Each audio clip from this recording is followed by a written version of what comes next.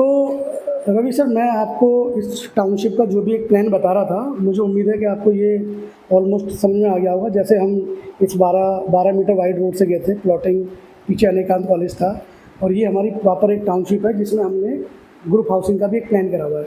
Basically जो मैं आपको दिखाना चाह रहा हूँ वो बेसिकली एक गवर्नमेंट अप्रूव्ड जो प्लॉट्स है वो हमने क्यों लिखे हुए हैं, उसका एक लॉजिक है कि Ganga nature park has cleared and legal title to the land on which that project is approved.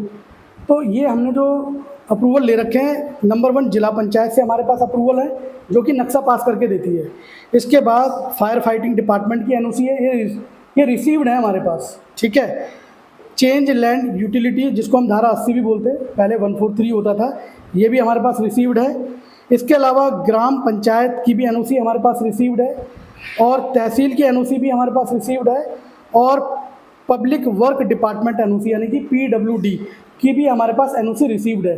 तो मैं अगर आपको बार बार कह रहा हूँ this project is approved by the government, तो इसका मतलब है जो भी गवर्नमेंट की लीगल बॉडीज़ हैं, जिसमें जिला पंचायत एक अपने आप में पावर रखती है, ग्राम पंचायत है, उसके अलावा जब हमारे पास पीडब्ल्यूडी की एनओसीज़ हैं और हमारे पास फायर फाइटिंग डिपार्टमेंट की एनओसीज़ हैं, तो इसका ये मतलब है जो इस नक्शे में हमने जो रास्ते दे रखे हैं, 12 मीटर वाइड रोड यानी कि 40 फुट का रास्ता, आपका ये 7.5 मीटर वाइड रोड यानी कि 25 फुट का रास्ता है, और 9 मीटर वाइड रोड यानी कि 30 फुट का जो रास्ता है।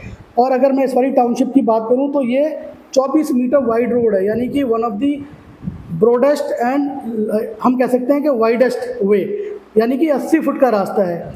तो अमूमन जो कॉलोनाइज़र होते हैं वो क्या करते हैं, 15 फुट का रास्ता दे देते हैं, 18 फुट का रास्ता देते हैं, या मैक्सिमम करेंगे 20-22 फुट का रास्ता दे देते हैं। तो वो कहीं ना कहीं गवर्नमेंट से अप्रूव्ड नहीं होती है। तो मेरा कहने का कंसर्न है, आज यहाँ पे स्मार्ट सिटीज़ का भी एक कैलकुलेशन आ चुकी है जिसमें 2 स्मार्ट सिटीज़ बननी है। मैं बात करूँ गजरोला से और गढ़गंगा के बीच में। तो ये सारा जितना भी प्लान है, आप मान के चलिए फ्यूचरिस्टिक है। इसमें आप जाते हैं तो मैंने बताया कि कुछ हमारी वेलनेस की सुविधा भी है, वो भी हम आपको देंगे, जिसमें कहीं ना कहीं कुछ डिस्काउंट्स भी हैं, कुछ रिबेट्स भी हैं, चाहे हम फूड एंड बेवरेज की बात करें।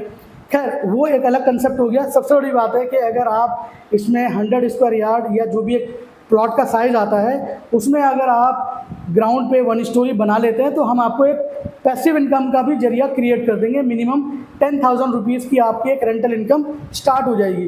प्लस बैंक से अप्रूव्ड है, लोन ले सकते हैं, बाकी जितनी एनओसीज हैं वो मैंने आपको सब बता दी हैं।